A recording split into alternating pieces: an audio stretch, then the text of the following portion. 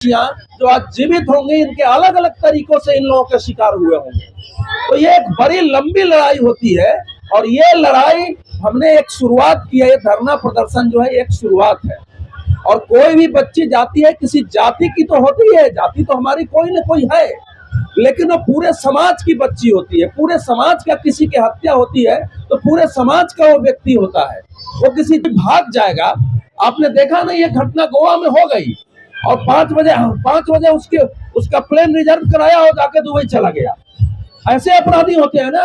अपराध हुआ पूरे, मतलब आप पुलिस ढूंढ रही है उसको, पूरा देश ढूंढ रहा है, वो आदमी जाके बैठा हुआ है। पुलिस देती है जो परिणाम हम चाहते हैं वहां तक इसको कैसे पहुंचाएं, इसके लिए एक बजाबता एक टीम बनानी चाहिए हमको, जो लोग इसकी मॉनिटर करें। वहां जो वकील लड़ रहे हैं उनके साथ भी आपका जो है बिल्कुल समन्वय होना चाहिए, कहाँ बात कर रही है। और ये अच्छी बात है कि कम से कम हमारे अंदर धरना करने का हम सोचते थे, हम ही लोगों का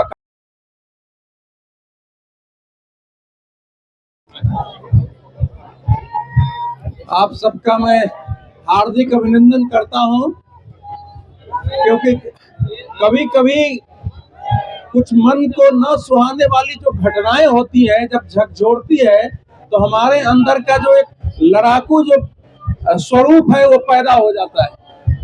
तो मैं देख रहा हूं कि जो लोग कभी भी लड़ने की सोच भी नहीं सकते थे, जब आए थे उदय बाबू, तो मैंने कहा इसके पहले कभी धरना प्रदर्शन किए हैं, लेकिन देखिए एक घटना घटी है और इतनी भयावह घटना है, इतनी जघन्य घटना है जिसका अभी तक जितने विवरण आए हैं सुनने के बाद किसी का दिल दहल जाता है।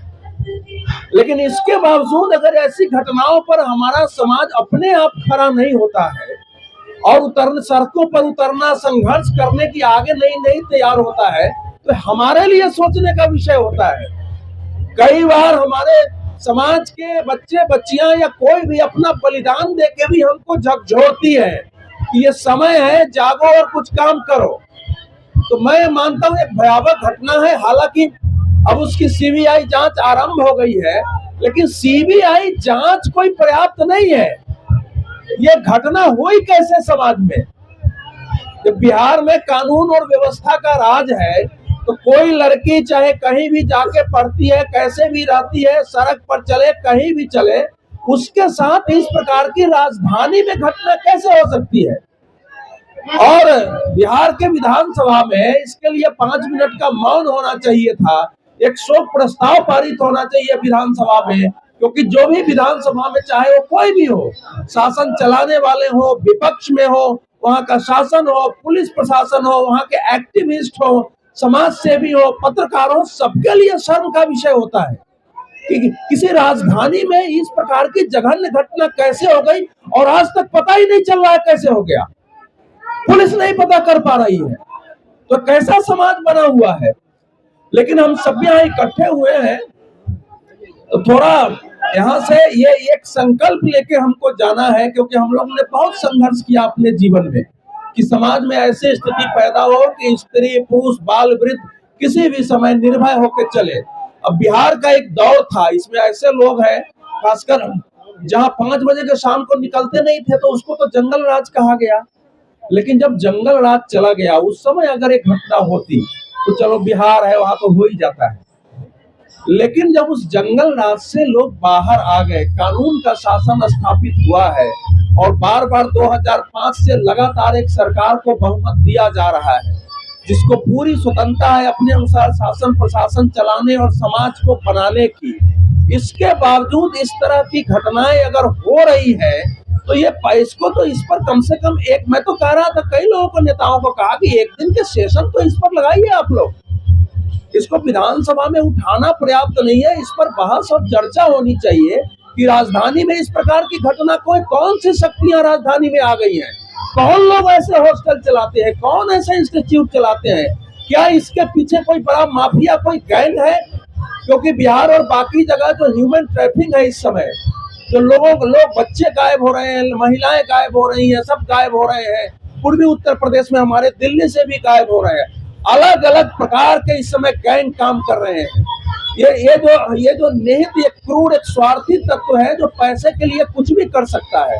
वो लड़कियों की गोलियां लगाता है, वो फोटो भेजता है, जगह जगह होटलों में भेजते हैं, और फिर इन लड़कियों को कैसे फंसाया जाता है उनके सामने सब बात दिखा के पार्टियों में ले जाकर उसको फंसाया जाता है, और उसमें कई बार हमारी आपकी बच्चियां फंस जाती है। तो प्रशासन कहाँ सोया रहता है कि इस प्रकार के गैंग। अभी हमने एक घटना सुना कि एक ऐसी पार्टी होती थी, पार्टी में लड़कियों को बुलाया जाता था, उनकी दोस्ती कराई जाती थी धीरे धीरे, और फिर उनको फंसाकर उनको कॉल का काम कराया जाता था। उसमें कई 2-3 लड़कियों के आत्महत्याएं की कथाएं आई है। तो इस प्रकार से घटनाएं अगर घट रही है तो ये सबके लिए शर्म का विषय है। लेकिन अगर कोई शर्म नहीं कर रहा है तो क्या करेंगे? अगर समाज उठ के खड़ा नहीं हो रहा है तो क्या करेंगे? क्योंकि एक घटना हो गई, ऐसा तो है नहीं आगे नहीं होगी, और ये भी नहीं है कि इस परिस्थिति से कोई दूसरी लड़की नहीं गुजर रही होगी। क्योंकि तो इस प्रकार के जो अपराधी और माफिया वर्ग होते हैं उनकी बड़ी पहुंच होती है चारों तरफ, उनको अपने को बचाने के लिए पूरी तैयारी रखते हैं और वो काम करते रहते हैं। एक मृत्यु हो गई है तो हमको पता चल रहा है, लेकिन पता नहीं कितनी बच्चियां जो आज जीवित होंगी इनके अलग अलग तरीकों से इन लोगों के शिकार हुए होंगे। तो ये एक बड़ी लंबी लड़ाई होती है, और ये लड़ाई हमने एक शुरुआत की है। ये धरना प्रदर्शन जो है एक शुरुआत है, और कोई भी बच्ची जाती है किसी जाति की तो होती है, जाति तो हमारी कोई ना कोई है, लेकिन वो पूरे समाज की बच्ची होती है। पूरे समाज का किसी की हत्या होती है तो पूरे समाज का वो व्यक्ति होता है, वो किसी जाति का नहीं होता है। इसलिए उसको केवल जाति के चश्मे से कोई देखता है तो फिर उससे निदान नहीं निकलना है।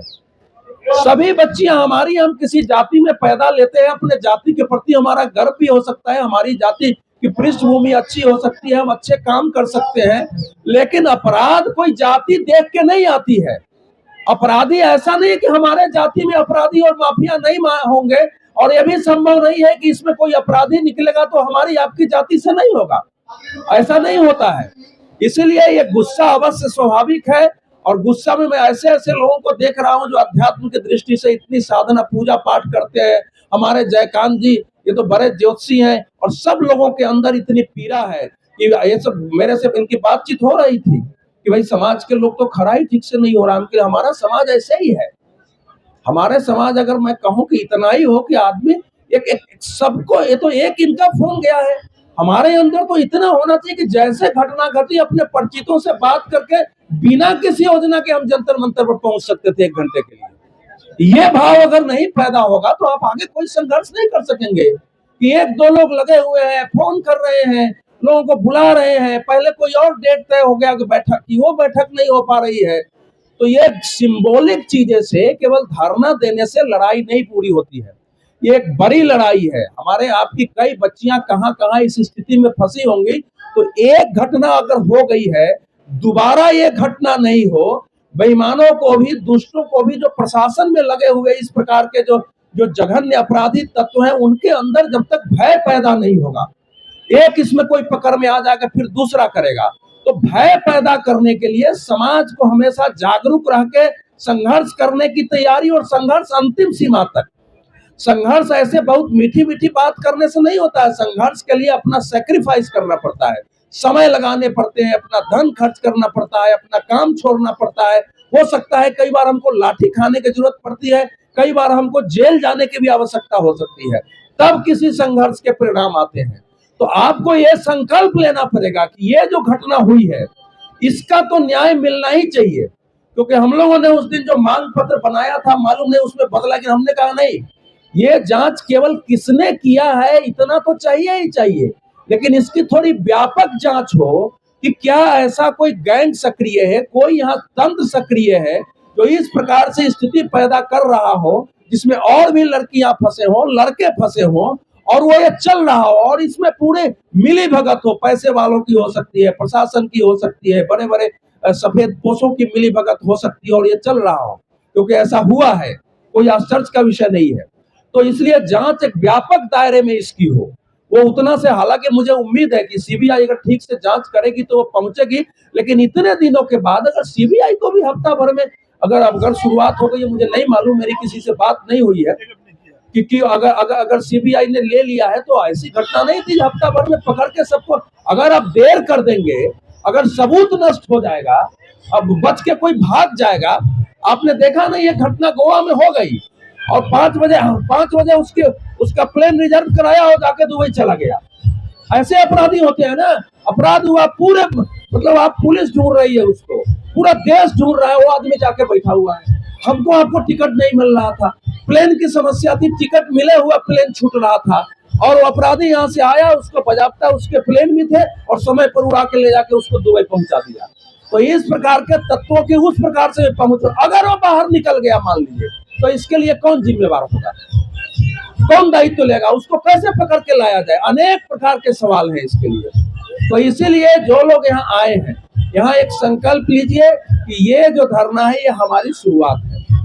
आपस में हम सब लोग इसके लिए आगे क्या कर सकते हैं, आगे अगर हम वेट करेंगे आगे कैसे लड़ाई हो सकती है। अभी तो एक मांग पत्र की बात है, मुझे मालूम नहीं कि मांग पत्र कहाँ जाएगा, देना है नहीं देना है। नहीं देना है तो बनना चाहिए। यहाँ से मांग पत्र राष्ट्रपति, प्रधानमंत्री और यहाँ से गवर्नर को, हमारे मुख्यमंत्री को जाना चाहिए। कानून व्यवस्था केंद्र का विषय नहीं होता है, हम यहाँ भी बेचते हैं तो वहीं जाके फॉरवर्ड होता है, तो जाना चाहिए। और इसके बाद बैठक करके तय होना चाहिए कि इस लड़ाई को हम लॉजिकल कंक्लूजन तक, यानी परिणाम तक, जो परिणाम हम चाहते हैं, परिणाम मतलब ये नहीं जो पुलिस देती है, जो परिणाम हम चाहते हैं वहां तक इसको कैसे पहुंचाएं। इसके लिए एक बजाबता एक टीम बनानी चाहिए हमको, जो लोग इसकी मॉनिटर करें।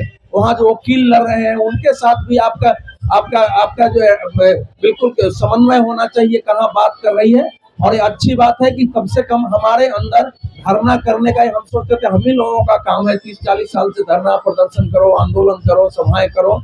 मुझे इस बात से थोड़ा सा संतोष है, पूरा तो नहीं है, कि बहुत सारे लोग यहाँ इकट्ठे हुए हैं। तो ये एक गुस्सा समाप्त नहीं होना चाहिए, गुस्सा को बनाए रखने की जरूरत है। और वो गुस्सा तब तक बने रहना चाहिए जब तक ये तय नहीं हो जाए कि आगे हमारे समाज की किसी भी लड़की के साथ इस प्रकार का जघन्य अपराध नहीं होगा। तो ये संकल्प का विषय है, बगैर संकल्प के नहीं होगा। तो मैं इतना ही आप लोगों से आग्रह करूंगा, जरा एक बार सब लोग इनकलाब जिंदाबाद करके जरा नारा लगा दीजिए। फिर इनकलाब जिंदाबाद, इनकलाब जिंदाबाद, इनकलाब जिंदाबाद। क्या नाम लेके? बिहार के निर्भया। तो हम लोग ये बोलेंगे, बिहार की निर्भया को न्याय दो। आप लोग कहिएगा न्याय दो, न्याय दो। फिर मैं बोलूंगा, जरा ध्यान रखिए, जब तक न्याय नहीं मिलेगा, मैं बोलूंगा जब तक न्याय नहीं मिलेगा हमारी लड़ाई जारी रहेगी। बिहार के निर्भया को न्याय दो, न्याय दो, न्याय दो। बिहार की निर्भया को न्याय दो, न्याय दो, न्याय दो। जब तक न्याय नहीं मिलेगा हमारी जारी रहेगी, जारी रहेगी, हमारी लड़ाई जारी रहेगी। जब तक न्याय नहीं मिलेगा हमारी लड़ाई जारी रहेगी, जब तक न्याय नहीं मिलेगा हमारी लड़ाई जारी रहेगी। बहुत बहुत धन्यवाद।